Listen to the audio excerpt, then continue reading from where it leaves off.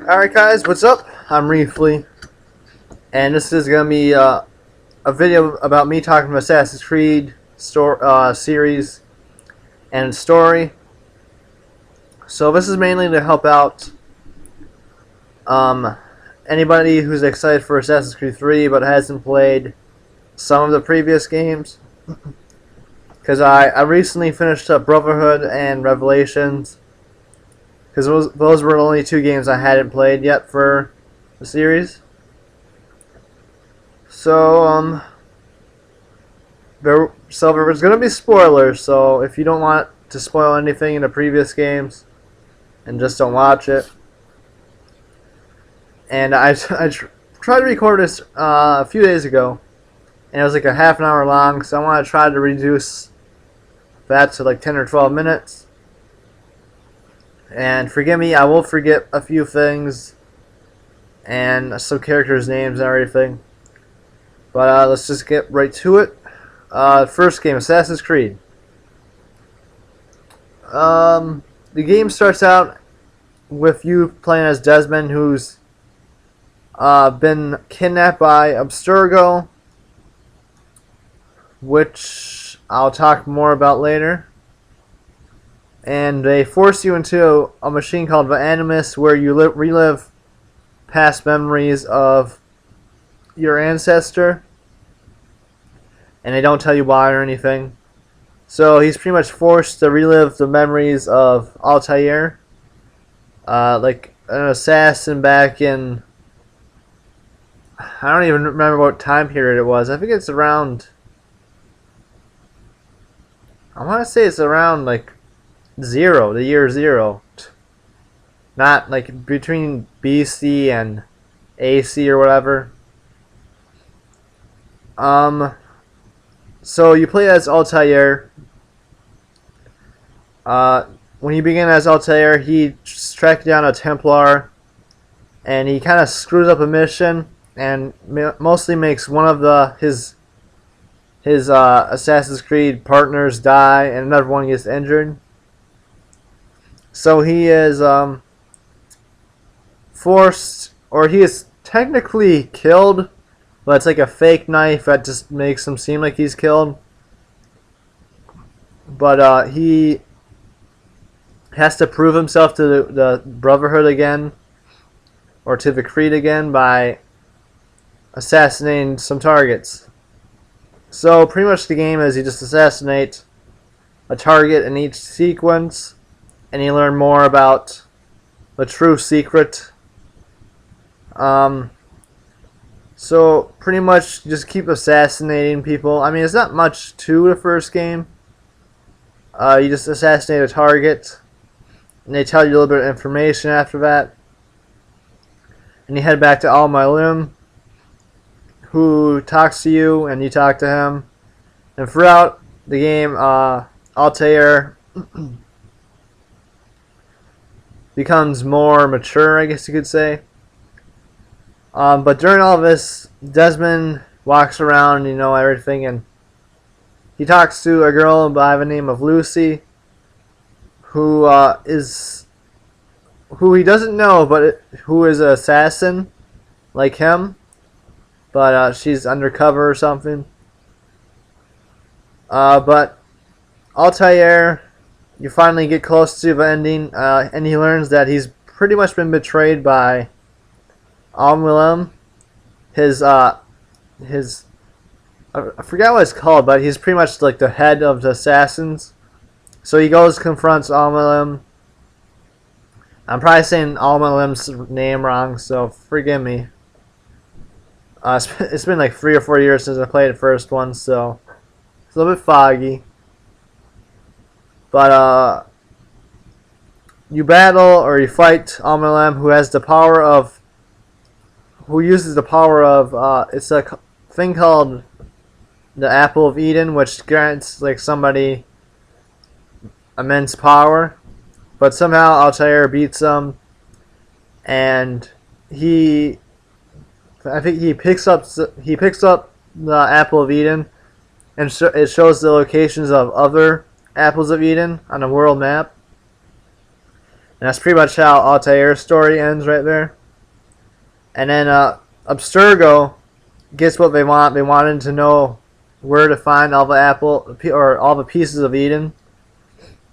So Desmond's pretty much useless, and it's pretty much how the game ends with Desmond looking at a wall with blood all over it, and he gains the Eagle Vision ability, which is like a sacred power, I guess, or something like that only a few people have. And that's pretty much the first game. The second game begins with Desmond escaping from Abstergo with Lucy, and he's put into an Animus again to relive the memories of another one of his ancestors, Ezio Auditore de Florencia. And you begin with Ezio. He learns, or his family is betrayed by, I forget who the guy's name is, but his family is betrayed, and his brother, his dad, and his other brother are all killed. So Ezio pretty much goes on a revenge mission throughout the game, and he tries to relive, or tries to take up what his dad did for so many years, being an assassin. So he meets up with his uncle Mario. Mario teaches him the ways of the assassin, and pretty much same formula as the first game. Each sequence is on a certain target, and a few sequences have multiple targets. But you just learn more and more about the conspirators who killed Ezio's family. And you finally, near the end of the game, Ezio encounters Rodrigo Borgia, who has the power of the Apple of Eden, but Ezio stops him and gets the Apple of Eden before Rodrigo can, use it. But Rodrigo becomes the Pope, so Ezio has to go assassinate the Pope. And during all this, Ezio's getting what is it called? He's learning how to become an assassin by doing or going over Ezio's memories. So this is mostly like training for Desmond, while also being important to the story. So you actually get to play as Desmond and jump around for a little bit. And that's pretty much it for the Desmond part. Ezio then goes and assassinates Rodrigo Borgia. But Rodrigo has another artifact. I think it's like the cane or rod of Eden or something. And when you combine the two, it opens up a vault. So Ezio opens up the vault, and he meets a mysterious illusion or whatever by the name of Minerva, who tells Desmond, because she knows Desmond's watching Ezio, so she's talking to Desmond, not Ezio, about how there used to be another civilization before the current one, and they were wiped out by some mysterious thing. So that's pretty much all it tells you. I mean, it's kind of hard to follow that part of the game, but I'll try my best. But that's pretty much all they tell you in that. And Ezio is pretty much left with no purpose right there, and that's pretty much how the game ends, except Desmond is found out by Abstergo, and they have to escape again. And then so they escape. So then that heads into Assassin's Creed Brotherhood. where you play as Desmond at the beginning, and you visit the villa where Ezio used to live, and you actually get to do a lot more Desmond in this game. You get to do some climbing around and everything in a cave for about like 15-20 minutes. But then you still play as Ezio in Brotherhood. Ezio, it begins right where the second game leads off, or left off. So you leave the monastery or whatever. You meet up with Mario, and you head back to the villa. The villa is attacked by the Borgia, which are led by Cesare or something is his name. Cesare Borgia, who is like related to Rodrigo Borgia somehow. And Rodrigo Borgia is still alive because Ezio didn't kill him. But Cesare attacks the villa and he kills Mario, and he injures Ezio, and pretty much the game begins when in Rome. So the whole game's in Rome. Ezio has to team up with Machiavelli and rebuild the Assassin's clan or creed, or brotherhood, I guess you could say, because he got wiped out in the attack. So the game is pretty much about you figuring out how to stop the Borgia influence in Rome and increasing the Assassin's Brotherhood by recruiting new people. And you actually get to control different assassins. And it's a pretty cool mechanic. You just whistle or something and you can target a target and you can kill him with an assassin. And the more you recruit, the more assassins you can use. So it's a pretty cool idea. The game improves on combat in pretty much every aspect, in my opinion. It's a pretty short game, though. You actually get to use the Apple of Eden, which pretty much just kills everybody whenever you charge it up or something. But Ezio finally he finally kills Rodrigo, and he chases down Cesare, and he kills him because he's a coward or something. So he has the Piece of Eden again, and it's pretty much how Brotherhood ends for Ezio. And Desmond, they figure out where Ezio hides the Apple of Eden. So they head there, and he meets up with Minerva again. This time Minerva tells him that he has to kill Lucy in order to continue on. So Minerva controls him, and he pretty much assassinates Lucy. And so Lucy's dead, and Desmond blacks out and goes into a coma. And that's how Brotherhood ends.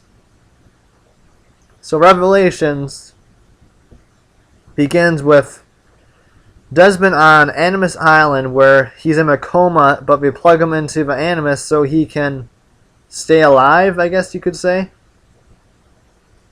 And Subject 16 appears, and he's trying to help Desmond by making him relive the rest of Ezio's memories.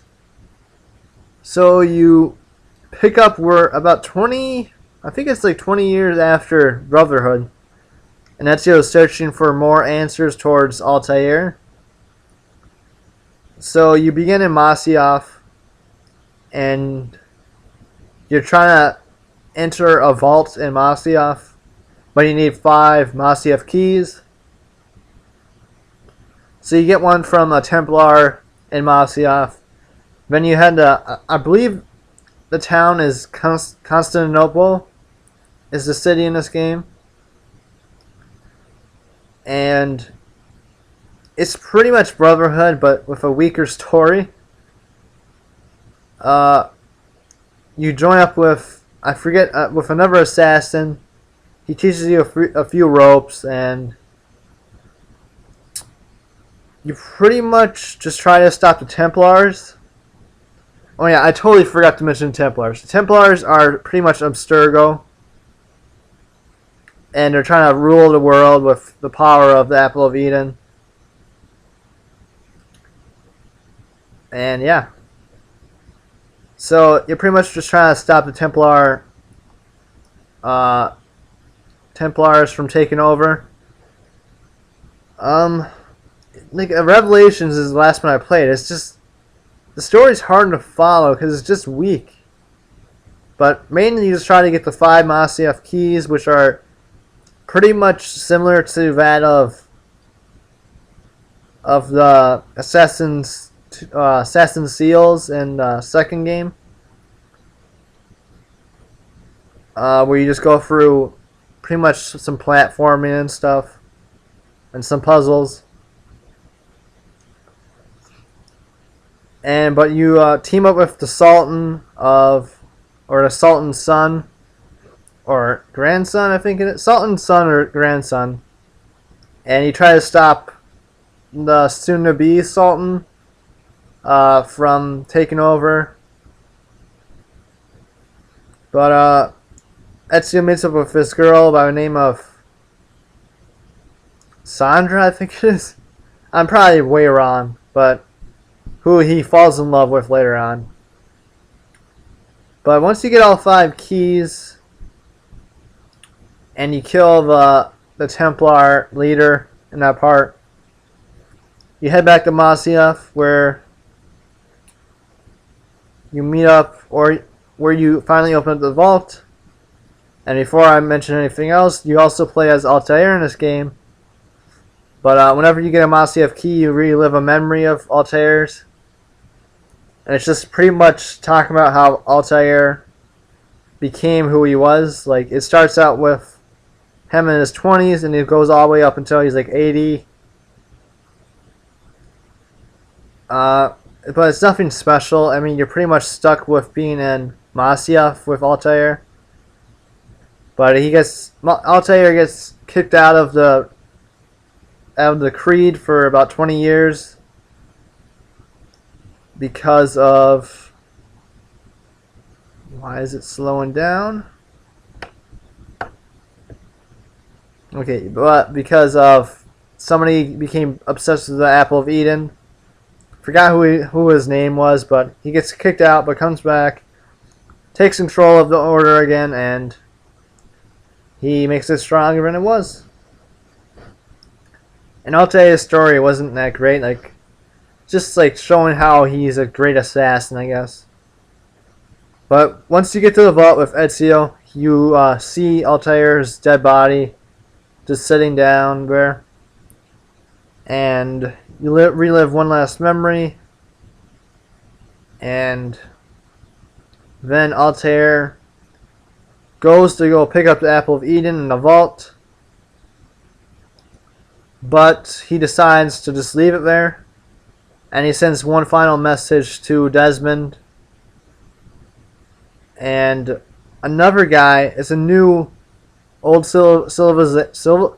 I cannot say this word. Civilization guy comes and talks to Desmond and says that it was very confusing, but it's something about the sun destroying the old civilization, where there was actually humans part of that civilization, and it's sort of like a modern kind of, like they are futurist when they're killed, like they have technology and stuff. So pretty much the whole world is destroyed, and they just rebuild with the remaining humans. And all of like the superpowered gods are killed off. But they're pretty much just say that Desmond's the only one that can save the world, and he's, yeah. So Ezio drops his assassin blade and his sword, and he pretty much just retires from being an assassin, and he just goes off and lives a happy life with Sandra, or whatever her none of it. actually mad about how it ended Ezio, because it's a good way. At least they didn't kill him off. I'd rather have him like end it on his own turn or his own terms. But it's just a bad last game for Ezio, who's a great character. Just it didn't. I don't know. It just didn't feel like a good way to end it for Ezio. But that's just me. But that's how it ends for Ezio in the series. And Desmond wakes up from his coma, where Subject 16 is deleted because the Animus has to reboot. And he saves Desmond from being deleted. So Desmond wakes up. He wakes up to see his dad by his side. And he wakes up like renewed and he knows what to do. And that's how the game ends. So that's pretty much just everything you need to know.